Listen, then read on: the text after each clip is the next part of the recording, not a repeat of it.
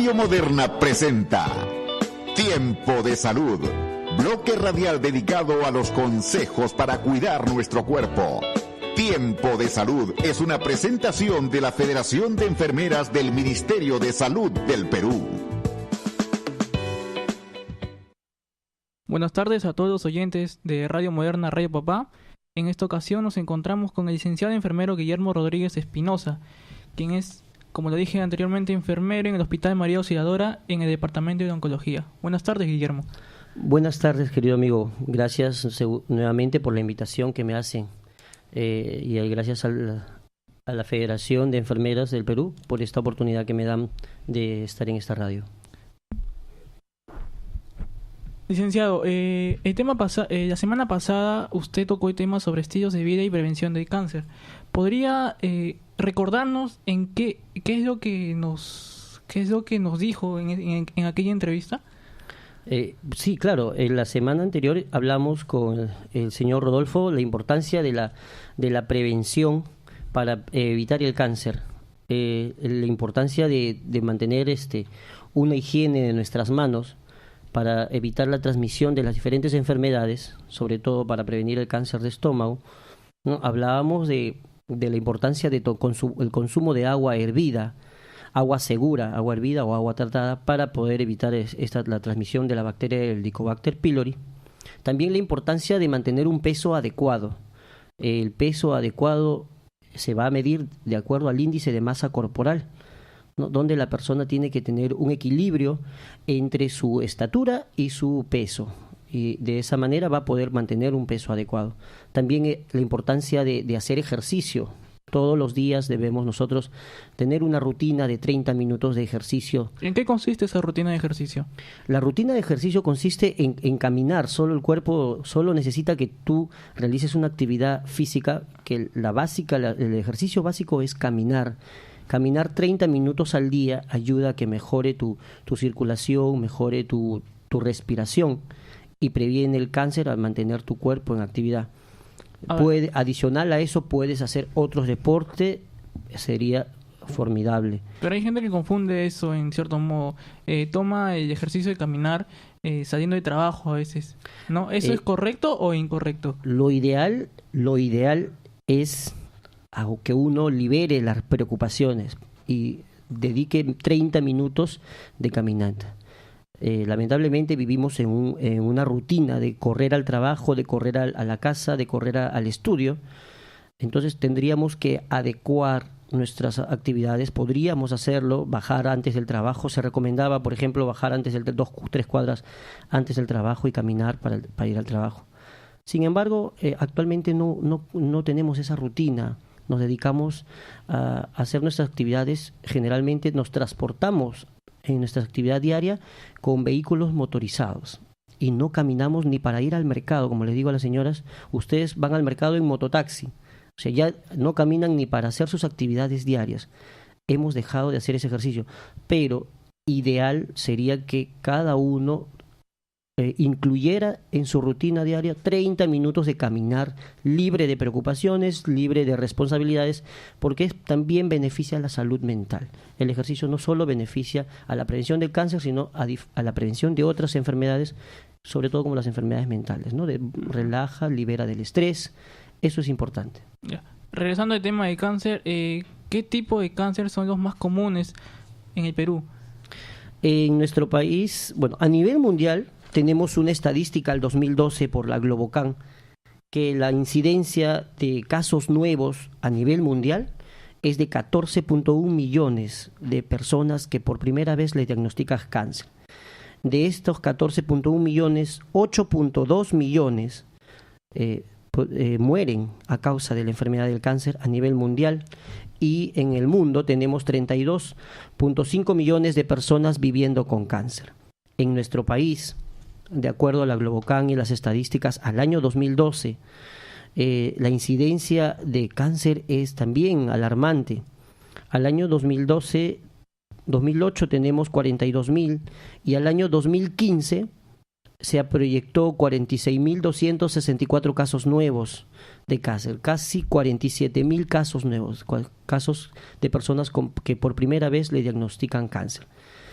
lo más preocupante de esta estadística de cáncer es que el 75% de estos casos nuevos de cáncer, el 75% vienen al hospital en estadios tardío o avanzados, ¿no? El cáncer está dividido en 4 estadios. El estadio 1, 2, 3 y 4. El estadio 1 y 2 son estadios precoces, donde la intervención y el tratamiento tiene mejores resultados. Los estadios 3 y 4, ¿no? Es un estadio donde el tratamiento y el tratamiento y el cuidado ya es para el control de la enfermedad. Y por ende es más caro. Es más caro, pero es para controlar la enfermedad, ¿no? Pero es más difícil curarlo. En cierto modo, el paciente ya está condenado a... No condenado, pero sí depende mucho del cumplimiento del tratamiento, ¿no? De la evolución de la enfermedad. Hay personas que sí se logran recuperar, pero el porcentaje es menor. En cambio, si se detecta a tiempo, si detectamos a tiempo, mire, cuando se detecta a tiempo, se dice que del 95% de los casos detectados a tiempo se curan, según las estadísticas. Entonces, lo que tenemos que hacer es romper el miedo, acudir al médico una vez al año, hacerse un chequeo. Es lo que venía ahora a reforzar. Un control médico puede salvar tu vida. Un control del varón una vez al año, un control de la mujer una vez al año, ¿no? De todo el organismo. Y igual, debe ser un control familiar, ¿no? Papá, mamá e hijos pasar un año al control médico de salud. En el caso de los estadios 3 y 4, ¿el cáncer es posible ser curado? Como le dije, se controla la enfermedad a través de los diferentes tratamientos como la quimioterapia, la radioterapia, logran controlar y brindarle una calidad de vida a esa persona. Casos de personas que tienen tratamientos pronóstico de vida de 8, 10 años, 12 años. Como lo digo, depende mucho de la persona, ¿no? En cambio, si hablamos de un estadio temprano, el 95% logran curar de esa enfermedad. Por eso es importante la detección temprana. En la primera fase, ¿no, doctor? En la primera fase. En la primera fase, en fase 1 y 2, hablamos de un 95% de casos detectados a tiempo pueden curarse. Ya. Usted como enfermero ya nos dijo los cánceres más comunes, ¿no? que hay en el país. No, te mencioné la estadística. La estadística de casos nuevos de cáncer en el Perú.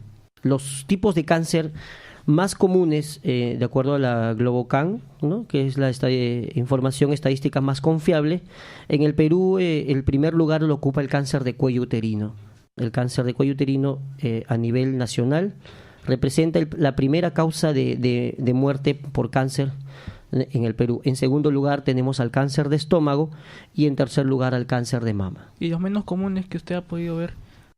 Dentro de los menos comunes, la estadística nos informa de los casos de linfomas, leucemias, cáncer ¿no? de vejiga, de hígado, de otros órganos, pero en menos frecuencia. Los más comunes, los 5 primeros, tenemos al cáncer de cuello uterino, cáncer de mama, cáncer de colon recto, cáncer de próstata en el varón, estómago, cáncer de pulmón, cáncer de estómago, cáncer de piel.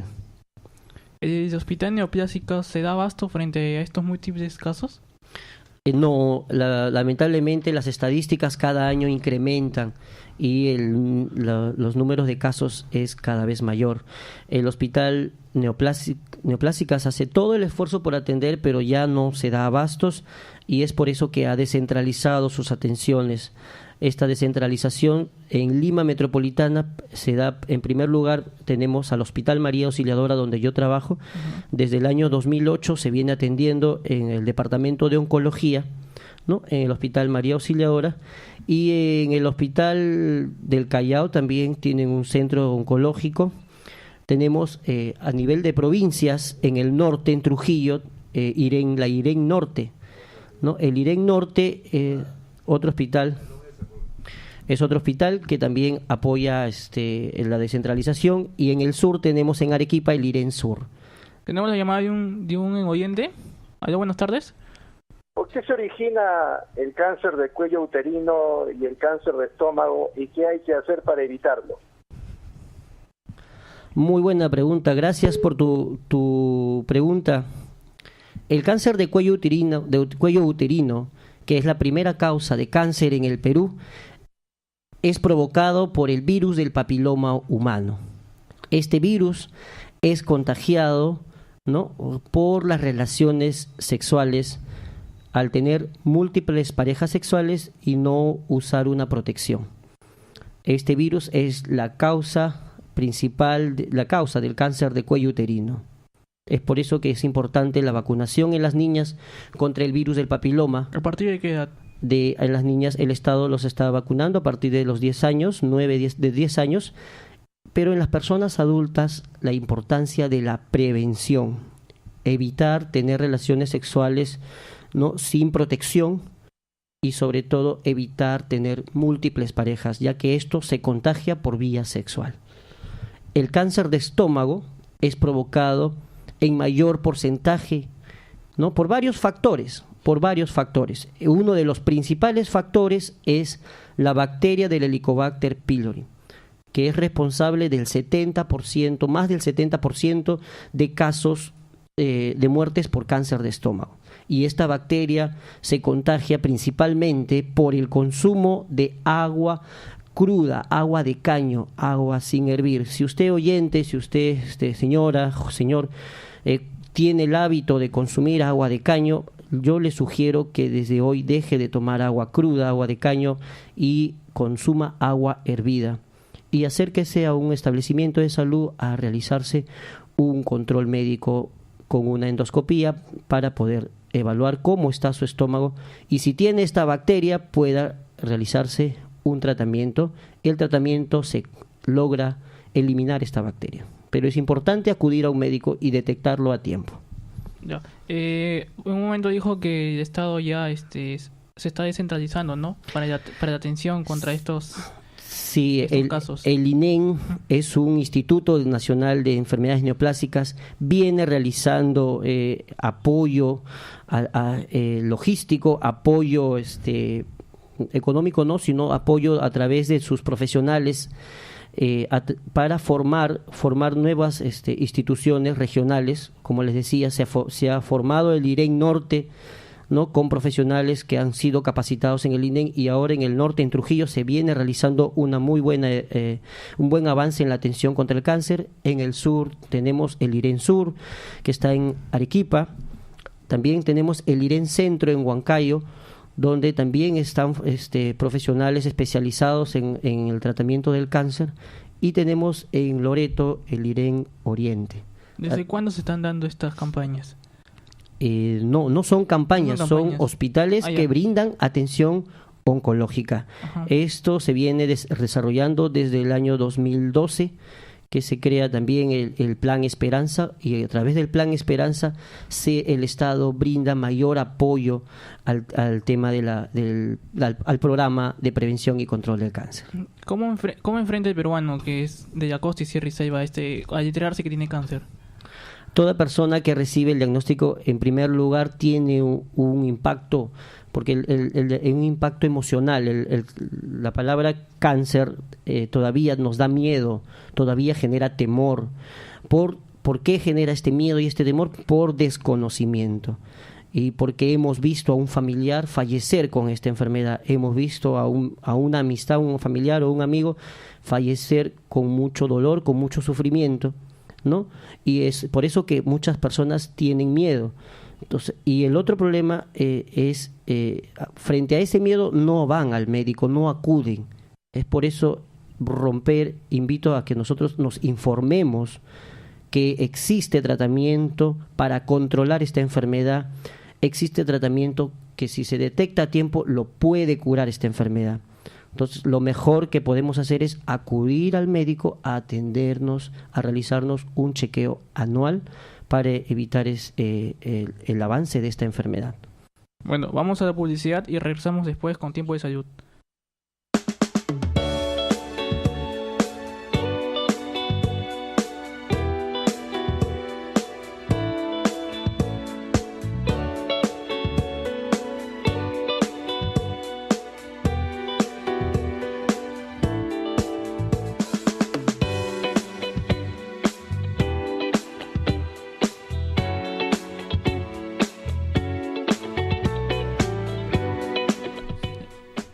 Bueno, seguimos con Tiempo de Salud.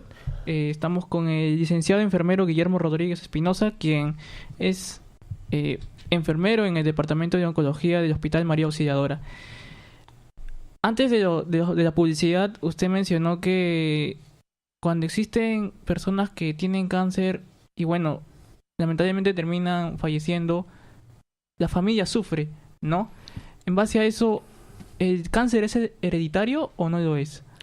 Bueno, dentro de los factores de riesgo no modificables de esta enfermedad, se considera al factor genético como uno de los factores que se le puede relacionar como la posible causa, ¿no?, de la enfermedad. Entonces, el factor hereditario en algunos tipos de cáncer sí tiene una vital importancia. Por ejemplo, el cáncer de mama, ¿no? Toda mujer que sabe que su mamá tuvo cáncer de mama o su abuela tuvo cáncer de mama tiene el doble de posibilidad de presentar esta enfermedad. Entonces, si tú sabes que tu mamá tuvo cáncer de mama, tienes que acudir al médico a hacerte tu chequeo a tiempo. Igual es el varón. El varón que sabe que papá tuvo cáncer de próstata, tu abuelo tuvo cáncer de próstata, no prostatitis, sino cáncer de próstata, tú tienes alto riesgo de tener, tú y todos tus hermanos varones tienen alto riesgo de tener cáncer de próstata. Entonces, ¿qué tenemos que hacer? Por la idiosincrasia del peruano, los varones no acudimos al médico.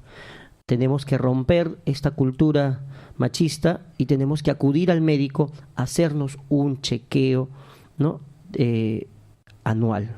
Esto va a permitir detectar a tiempo y dar un mejor tratamiento y curar la enfermedad. Sí hay, como le decía, estos tipos de cáncer que tienen un mayor riesgo al factor hereditario. En otros tipos de cáncer influyen más los factores externos, ¿no?, los factores de estilos de vida, factores de hábitos nocivos, ¿no?, que voy a ampliar más adelante. ¿Los enfermeros y médicos cuentan con las condiciones mínimas para enfrentar el cáncer que padecen los pacientes? A nivel nacional, en el programa del Plan Esperanza, se brinde una cobertura de atención médica más completa, ¿no? El Plan Esperanza es una política de salud que viene desarrollando, ¿no?, mayor inversión para el programa de prevención y control de cáncer, brindándonos apoyos para que el personal médico y enfermera puedan brindar una mejor atención. Pero todavía hay muchas acciones por hacer. Pero sí se ha mejorado en aspecto de lo que es atención oncológica, atención preventiva, se ha mejorado a comparación de otros años. Dentro de esto también los pacientes llevan ayuda psicológica.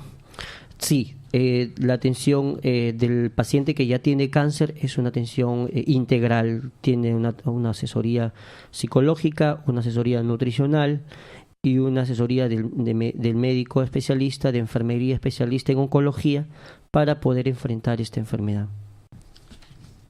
Bueno, dijo que a partir del estadía 3 y 4, bueno, que son las más avanzadas, ¿no? Ya se da la quimioterapia.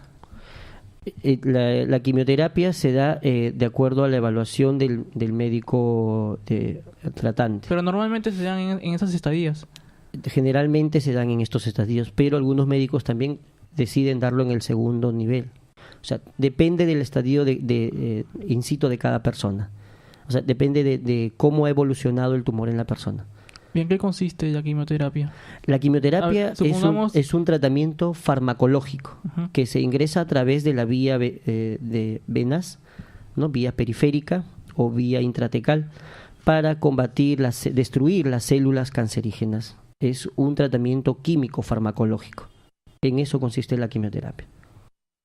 Ahora, ¿vivimos con cáncer los peruanos? ¿O de toda persona en general? No necesariamente, como les decía, en algunos casos es hereditario, ¿no?, y en otros casos es provocado por factores de riesgo. Por ejemplo, el cáncer de cuello uterino es provocado por un virus, o sea, es contagiado del virus del papiloma, quien produce cambios en la célula. El cáncer de estómago, mayor número de casos es provocado por la bacteria. Pero, por ejemplo, el cáncer de mama sí tiene un factor que influye, que es un factor muy importante, que es el factor hereditario, pero también el consumo de hormonas, el consumo de hormonas indiscriminadamente, sin receta médica, puede también estimular la formación de tumores en la mama. O sea, el cáncer en realidad es un conjunto de factores. No vivimos con el cáncer, sino ni nacemos con el cáncer. En algunos casos sí, en algunos casos no. Es relativo. Pero lo que sí podemos cambiar, lo que sí podemos mejorar, es nuestro estilo de vida. Claro. Y en los últimos conversábamos la entrevista anterior con Rodolfo que nuestro estilo de vida ha cambiado. Ya consumimos más comida chatarra, ahora tenemos una vida más sedentaria, y esos son factores que han influido con mayor importancia en estos últimos tiempos. Cuando tenemos un familiar que tiene cáncer, bueno, supongamos, ¿no? Un niño, su mamá sufrió de cáncer, su abuela también, materna. ¿A partir de qué edad tiene que ser evaluado el pequeño o pequeña? Lo ideal es que una persona sea evaluado una vez al año toda la vida, no solo de una edad especial. O sea, ¿no? Todos tenemos que tener una cultura de control médico anual, ¿no? Porque hay diferentes enfermedades que uno puede tener. Para el caso de cáncer de próstata específicamente, que se da en el varón... ¿Eso también se puede dar en los niños, el cáncer de próstata? No, generalmente es una enfermedad, por eso te iba a aclarar. Ajá. Generalmente es una enfermedad que se inicia a partir de los 50 años en el varón, pero las personas que tienen factor genéticos empiezan antes, a los 40, y ha habido casos raros, ¿no? He observado un caso raro de un joven de 20 años con cáncer de próstata. Pues hablamos de un factor genético en este caso, ¿no? Uh-huh. Pero generalmente el cáncer se presenta a mayor edad. Con el envejecimiento del cuerpo, con el envejecimiento de las células, empiezan a degenerarse y a transformarse en células cancerígenas. El cáncer es una enfermedad de la célula y nos puede dar en cualquier parte del cuerpo, porque todo nuestro cuerpo está compuesto de células. Entonces, esta enfermedad se da por la degeneración, por la transformación, la mutación de nuestras células normales que se transforman en células cancerígenas. Y uno de los factores que no podemos, que los consideramos como factores no modificables, es la edad, ¿no? El envejecimiento hace que estas células se modifiquen también. Otro es el sexo, el factor genético que no podemos cambiar, y la raza, ¿no? Las personas morenas también tienen mayor riesgo de, por ejemplo, el cáncer de próstata es más frecuente en personas afroamericanas. Entonces, hay cosas que no podemos cambiar, pero hay factores modificables que sí podemos cambiar. Y esos factores modificables, discúlpame que me tome la molestia de hablar de seguido, sí, los quería mencionar. Era la obesidad, que es uno de los principales factores de riesgo para cáncer de mama, cáncer de endometrio, cáncer de ovario, cáncer de endometrio, cáncer de próstata y cáncer de colon. Endometrio es la capa interna del útero. El útero está dividido en tres capas: capa interna, capa externa y capa media. La capa interna se llama el endometrio. Uh-huh. Entonces, la obesidad también pone en riesgo que se formen tumores a nivel del útero en el endometrio, en la capa interna. Hablamos de la próstata en el varón, hablamos de la mama, ¿no? Y también hablamos del alcohol, por ejemplo, que pone en riesgo a la persona de cáncer de labio, cáncer de boca, cáncer de laringe, cáncer de estómago, principalmente cáncer de hígado, ¿no? ¿Y en el caso de tabaco? Y en el caso del tabaco, el tabaco es el principal factor de cáncer, ¿no? El tabaco representa a una principalmente la principal causa de cáncer de pulmón. El tabaco produce al año, es un asesino, le decimos nosotros, porque mata a 6 millones de personas en el mundo. Y de estas 6 millones de personas que mueren por el consumo de tabaco, 5 millones eran consumidoras, y más de 600.000 personas no eran consumidores, sino eran fumadores pasivos, ¿no? Quienes recibían el humo de manera pasiva, fumador pasivo o fumador de segunda mano. También hablamos que el tabaco es responsable de diferentes tipos de cáncer de boca, cáncer de lengua, cáncer de laringe, cáncer de estómago, cáncer de páncreas, cáncer de colon, cáncer de vejiga, cáncer de próstata, lo habíamos mencionado también, cáncer de mama, ¿no? Porque el tabaco, un cigarro, Sí. contiene más de 4.000 sustancias químicas, y de las 4.000 sustancias químicas tóxicas para el organismo, 62 a más son cancerígenas. Y una de las principales sustancias cancerígenas del tabaco, ¿no?, es el alquitrán, que es una sustancia altamente cancerígena. También hablamos que es una droga porque contiene la nicotina. La nicotina es una sustancia 10 veces más adictiva que la cocaína. Entonces, las personas que fuman tabaco tienen, primero, se le genera la adicción, luego, ¿no?, el envenenamiento por las sustancias químicas que tienen, y con el paso del tiempo van a producir cáncer, ¿no? En algunas personas demora 10 años, en otras 20, en otras 30, pero a la larga, al paso del tiempo, va a generar un tipo de cáncer si usted consume el tabaco. ¿En qué otras regiones ya para el siguiente año los consiguientes se van ya a implementar ayuda contra el cáncer? El Estado viene trabajando a nivel nacional a través del Programa de Prevención y Control del Cáncer. A través de este programa y el Plan Esperanza se vienen realizando mayores actividades preventivo-promocionales, ¿no?, en todos los establecimientos del Ministerio de Salud, en los establecimientos de e-salud, en los establecimientos de las Fuerzas Armadas, de la Policía, ¿no?, y también del Ejército, porque es una política de salud. El Plan Esperanza es una política que ha permitido desarrollar mayores acciones de prevención del cáncer y promoción de la salud a nivel nacional, ¿no?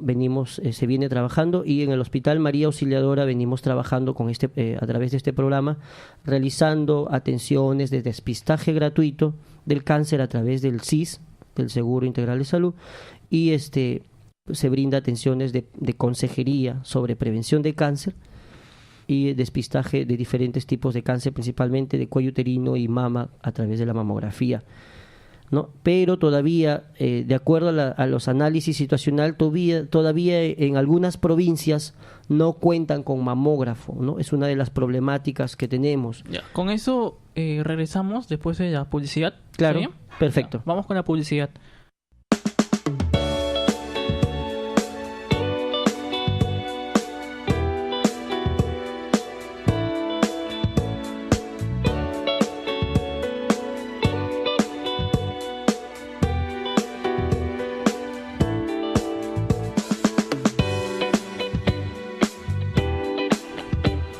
Atentos a la hora, son las 5 de la tarde con 2 minutos. Aquí estamos con Danilo Herencia, haciéndole las consultas del caso al licenciado Guillermo Rodríguez.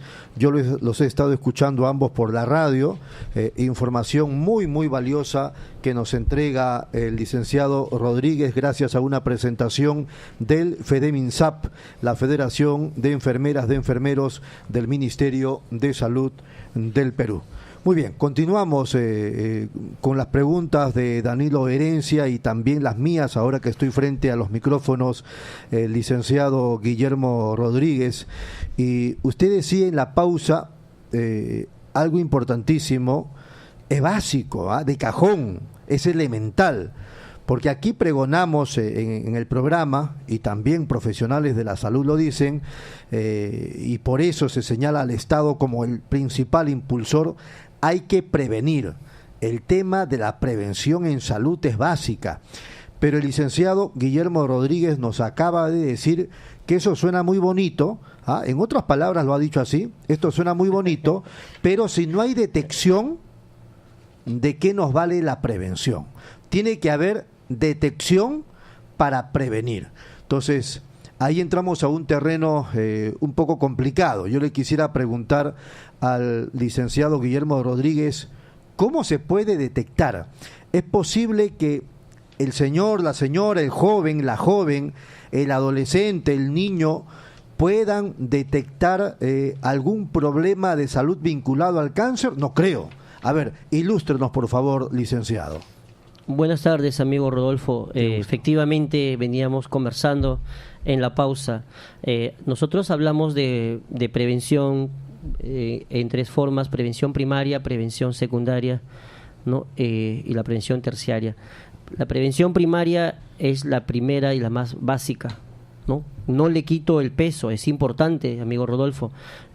Sí, tal vez no lo entendió, pero la prevención es importante, pero en el segundo lugar, que es la prevención secundaria, que se refiere a la detección temprana, también es de vital importancia. Van de la mano la prevención con la detección temprana. Ahora, ¿la detección le corresponde a los profesionales de la salud o el mismo señora, joven, puede ir trabajando su organismo en función de los cuidados?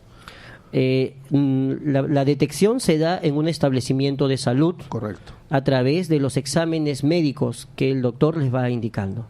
Pero cada persona, cada ciudadano es consciente de su estado de salud y de sus antecedentes familiares de salud.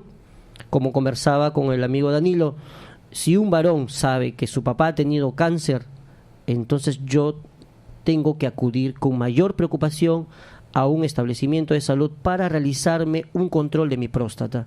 Si la mujer sabe que su mamá tuvo cáncer de mama o algún tipo de cáncer de útero, tengo que acudir con mayor preocupación a hacerme un despistaje. Sin embargo, toda mujer, tenga o no tenga antecedentes, tiene que realizarse un Papa Nicolau. Desde que tiene la primera relación sexual, desde ese momento en adelante, tiene que acudir cada año a un establecimiento de salud a realizarse un Papa Nicolau para detectar a tiempo un posible cáncer de cuello uterino, ¿no? Igual la estadística, ¿qué dice respecto de las mujeres en el Perú? ¿Hacen esa práctica? ¿Se realizan este análisis una vez al año, el Papa Nicolau? ¿Cómo están los porcentajes? ¿Manejamos alguna información promedio que fuere? Mire, sí hay un conocimiento por parte de las mujeres de la realización del examen del Papa Nicolau y del examen de despistaje de cáncer. Sin embargo, en nuestro país, el cáncer de cuello uterino es el número 1, el que provoca más muertes y más incidencia de casos a nivel nacional, ¿no? A pesar de que se sabe, todas las mujeres, tú le preguntas cuál es el examen que te tienes que hacer, lo conocen bien, lo realizan, pero todavía no hay un control en la prevención, y la prevención va de la mano con la detección. A ver, o sea, las mujeres en el Perú conocen el Papa Nicolau, pero sí, no necesariamente se la hacen una vez al año. Yo conozco un caso, de repente es un lunar, usted me dirá con la experiencia que tiene, licenciado Guillermo Rodríguez, pero conozco el caso de una mujer que se fue a hacer el examen de Papa Nicolau una vez, al siguiente año se lo volvió a hacer y la trataron mal, le dolió, no le hicieron el examen como correspondía, porque finalmente esa persona no es un animal irracional, ¿no? Que además también hay que tener cuidado con los propios animales irracionales. Pero el tema es que ella nunca más volvió. Así es. Entonces, eso fue una experiencia negativa, y a raíz de esa experiencia negativa volvió, a lo mejor sí volvió, y volvió tal vez con un cáncer después de 8 años, después de 10 años.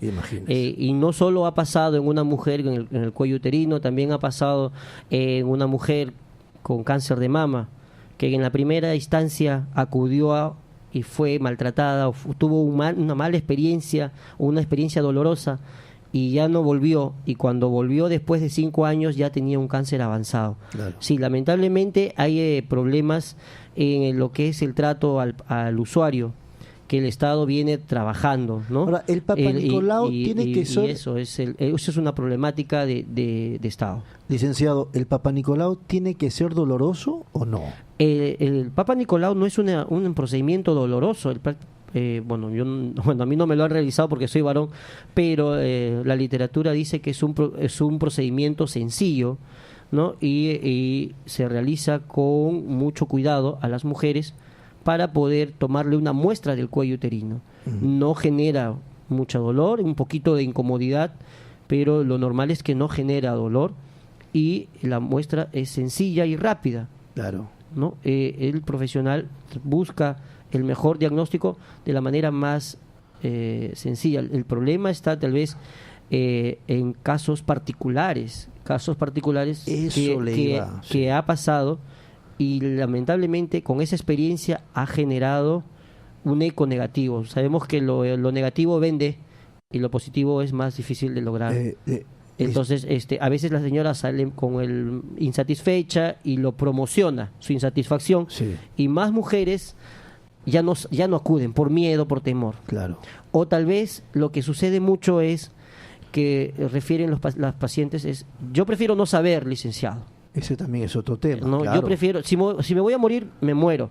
Entonces, ¿para qué voy a ir a hacerme el examen si ya tengo cáncer, me moriré? O sea, nuestra cultura no tiene la conciencia de que si con la detección podemos encontrar un cáncer en las primeras etapas y darle un tratamiento que lo pueda curar la Claro. enfermedad. Entonces, Ahí hay un- ese es el problema ¿y por qué él actúa de esa manera? Por desconocimiento. Tenemos que empezar a educar en los colegios la importancia Sí. de la prevención y la detección. Cambiar el temor a la enfermedad, porque es la única forma que vamos a vencer al cáncer, venciendo nuestro propio miedo, nuestro propio temor a través de la educación. Así, eso es muy básico, licenciado. Ahora, yo me pregunto si el Estado, en conocimiento de estas estadísticas, no debiera desarrollar una campaña mucho más agresiva, por ejemplo, diciéndole por la televisión, por la radio, por los periódicos, en el caso del Papa Nicolau, a las mujeres, que el examen no tiene por qué ser doloroso, que vayan con confianza, que todo va a estar bien, que es mejor prevenir que tener que lamentar, que uno no debe morirse, una mujer no debe morirse por cáncer de útero, etcétera, etcétera. Entonces, si todas esas cosas de repente las hace el Estado, también podríamos bajar un poco la incidencia de muertes, ¿no? Sí, como ya lo mencionábamos, es un trabajo en conjunto, ¿no? Políticas de salud más agresivas, como tú muy bien lo has dicho, políticas de salud que promocionen más la detección. Se viene realizando, pero todavía tenemos muchas barreras. Una de esas barreras son muchas veces el analfabetismo, Sí. ¿no? La falta de comprensión de los usuarios. Prima mucho las creencias. Todavía vivimos en un país donde las creencias confunden a la persona Cierto. y las distrae con recetas caseras, cuando deben acudir a un hospital, a donde un profesional de la salud le puede dar un diagnóstico y un tratamiento. Lo otro es, lamentablemente, también a personas que acuden a un consultorio particular donde no tenemos un tratamiento adecuado. Si una persona tiene una sospecha de cáncer, yo les invito a acudir a un establecimiento del Ministerio de Salud o a un establecimiento de salud para que puedan recibir un tratamiento especializado por un profesional especializado en cáncer, ¿no? Y no recibir un tratamiento en un lugar donde no es un profesional especializado, porque muchas veces enmascara el problema y luego esta enfermedad va avanzando.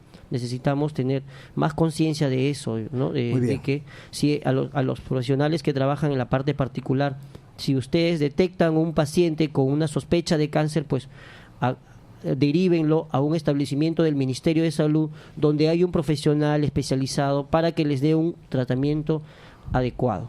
Eso sería el mensaje. Yo esta tarde estoy un poquito quejoso y ojalá que no lo siga incomodando al licenciado para Guillermo nada. Rodríguez. Me avisa Danilo si tenemos que ir a la pausa. ¿Ya debemos ir? Sí. Muy bien. Son las 5:15, una breve pausa y luego regresamos.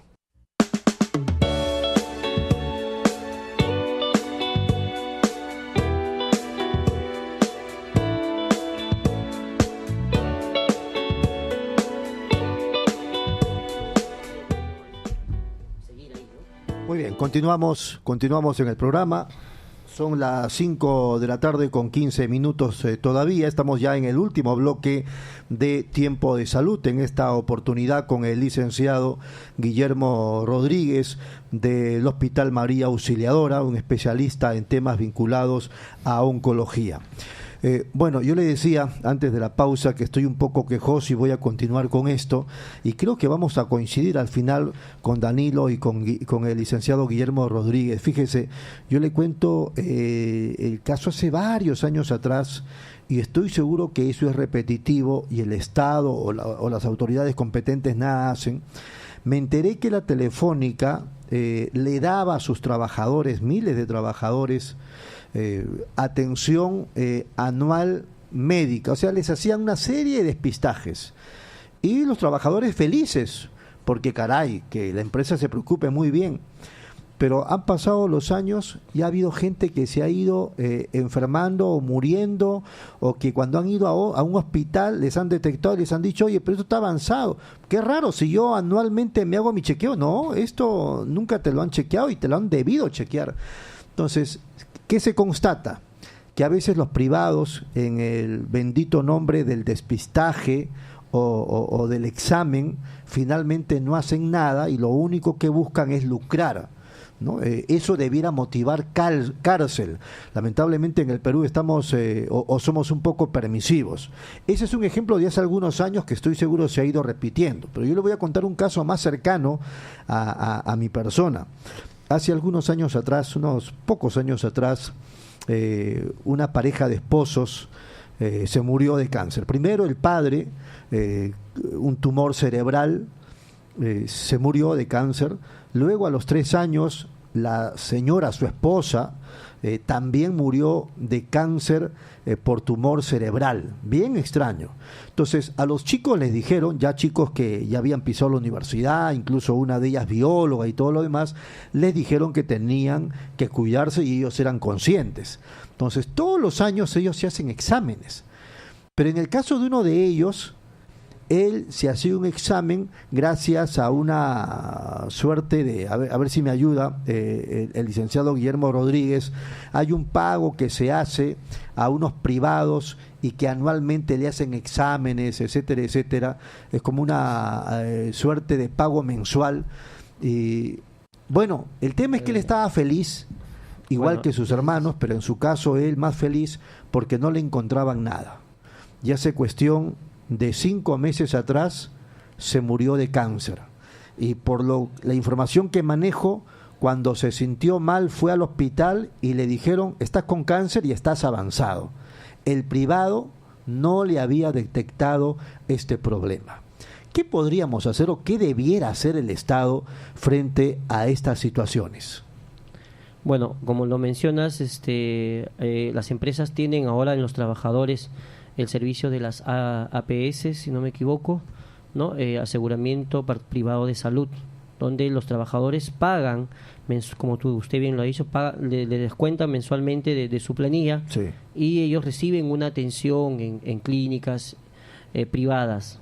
Y ellos prefieren ir a las clínicas privadas, aparte que pagan su salud, la empresa les paga su salud. Así es. Entonces, en estas clínicas privadas, donde le hacen un chequeo, pues tener mayor responsabilidad, ¿no? ¿Usted ha escuchado versiones como esas? No he escuchado versiones así. Yo más he visto en consultorios particulares, sí, consultorios así de pequeños, donde van muchas personas a hacerse un despistaje de cáncer de cuello uterino y no les encuentran heridas y les hacen cauterizaciones, y luego la señora no le informan, no le educan, la señora se va y ya no vuelve después de 3, 4 años, ya con el mismo dolor, con un sangrado mayor, y cuando regresan ya le dicen, no señora, váyase al hospital porque allá le van a atender, le va a ver el especialista. Y esa persona ya debió, desde cuando una persona tiene una herida o tiene una lesión, tiene que tener un control cada 6 meses por el especialista, el ginecólogo, oncólogo. Entonces, es casi parecido a lo que usted menciona, pero en el caso de lo que usted menciona es peor porque la persona paga un seguro. Así es. Como le digo, eso son cosas particulares. No podría opinar en ese aspecto porque tendríamos que comprobarse si efectivamente esos exámenes han sido bien tomados o han sido mal tomados. Tendría que pasar una investigación primero para poder opinar. Lo que sí, toda persona que tiene un factor hereditario de cáncer tiene mayor probabilidad de tener cáncer. Entonces, si una persona siente que no está satisfecho con la evaluación que recibe en una clínica o en un hospital, que no se confíe, pues debe acudir a otro hospital donde pueda tener sentirse más seguro, pero nosotros sugerimos los establecimientos del Ministerio de Salud porque constantemente pasamos evaluaciones de calidad, ¿no? Donde nuestros equipos de mamografía, nuestros equipos de colposcopía tienen un control de calidad para poder brindar una atención adecuada. Por ejemplo, en ese contexto... Pero sí hay clínicas, hay muchas clínicas donde hay profesionales especializados que brindan muy buena atención, como le digo, son casos particulares, no podemos generalizar. Claro, de acuerdo. Ahora, pero en la clínica le cuesta a uno. Si el ciudadano que nos escucha o la ciudadana que nos está sintonizando ya decidió hacerse su chequeo, ¿a dónde debe acudir en el ámbito del Estado? En primer lugar... por ejemplo, alguien que vive en República de Chile, aquí por la radio. Muy bien. Si una persona no tiene ningún tipo de seguro, en primer lugar tiene que acudir a un establecimiento del Ministerio de Salud para afiliarse al SIS, al Seguro Integral de Salud. El Seguro Integral de Salud le brinda una cobertura de atención médica gratuita y una cobertura de detección temprana en cáncer. Pero por ejemplo, un error, ¿tendría que ser muy pobre esa persona para registrarse en el SIS o no necesariamente? Hay diferentes modalidades de aseguramiento. Perfecto. Para la persona de extrema pobreza tiene un seguro integral de salud donde el cual ellas no pagan ni un sol, pasan una evaluación económica por un asistente social quien va a calificarla como de extrema pobreza, o hay otras modalidades como aquellas personas que trabajan de forma independiente y pueden contratar el seguro integral de salud pagando una cuota menor de acuerdo a sus capacidades de pago. Que no es tan exorbitante como las clínicas. Que no es tan exorbitante, exacto, y tiene el apoyo del Estado. Por eso digo, hay diferentes modalidades. Lo que quiero resaltar es que este seguro integral de salud te brinda detección temprana a través, en caso de las mujeres, de exámenes como el Papa Nicolau, como la colposcopía, como el examen de la mamografía, ecografía, ¿no? En el caso del varón y de la mujer, en ambos se les cubre la atención de la endoscopía para ver el estado del estómago, colonoscopía, en el caso de los estudios de biopsia, en estudios de tacto rectal, exámenes de sangre para ver PSA, o sea, todos los exámenes de detección primaria y secundaria los cubre el Seguro Integral de Salud. Y si en el caso la persona se le detecta un problema de sospecha de cáncer o un diagnóstico de cáncer, también el tratamiento de este problema en el 90%, 95% es cubierto por el Seguro Integral de Salud. Es una gran ayuda para la población porque el tratamiento del cáncer es bien elevado, es bien costoso.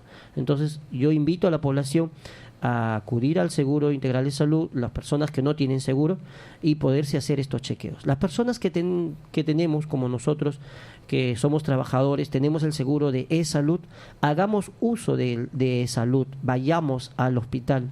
Muchas personas dicen, no voy al seguro porque me dan una cita de acá a 3 meses. Es cierto.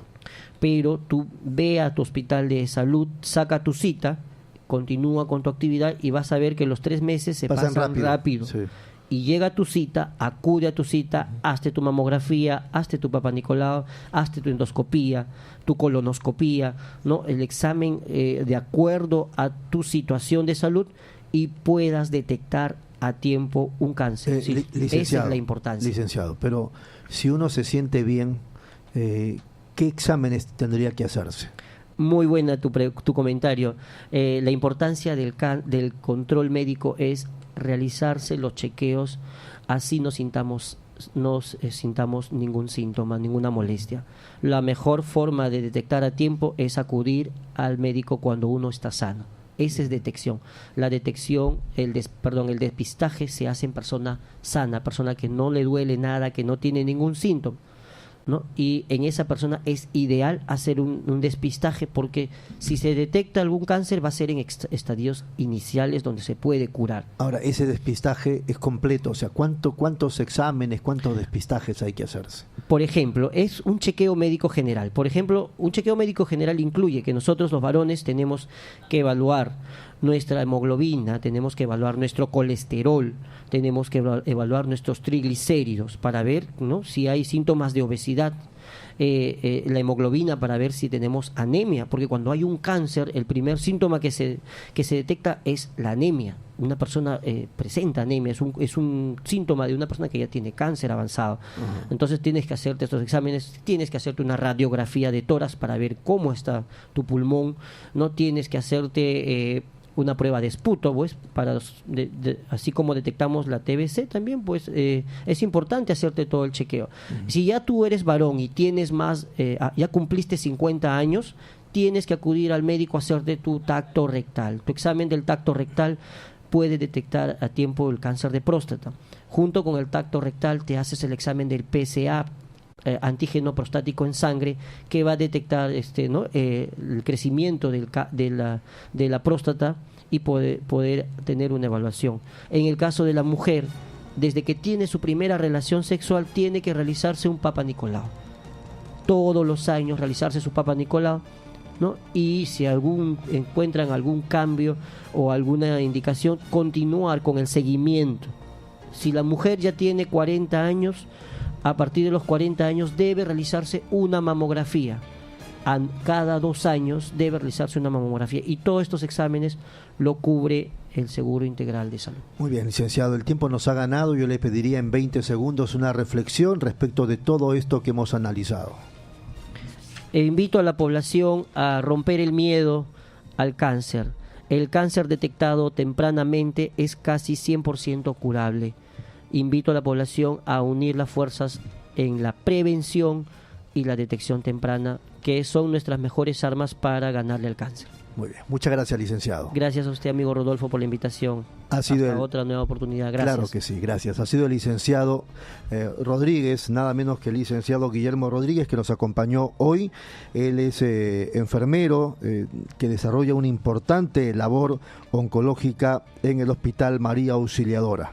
Lo hemos tenido a él aquí en este bloque Tiempo de Salud, que es una presentación de la Federación de Enfermeros del Ministerio de Salud del Perú. Señoras, señores, gracias, permiso.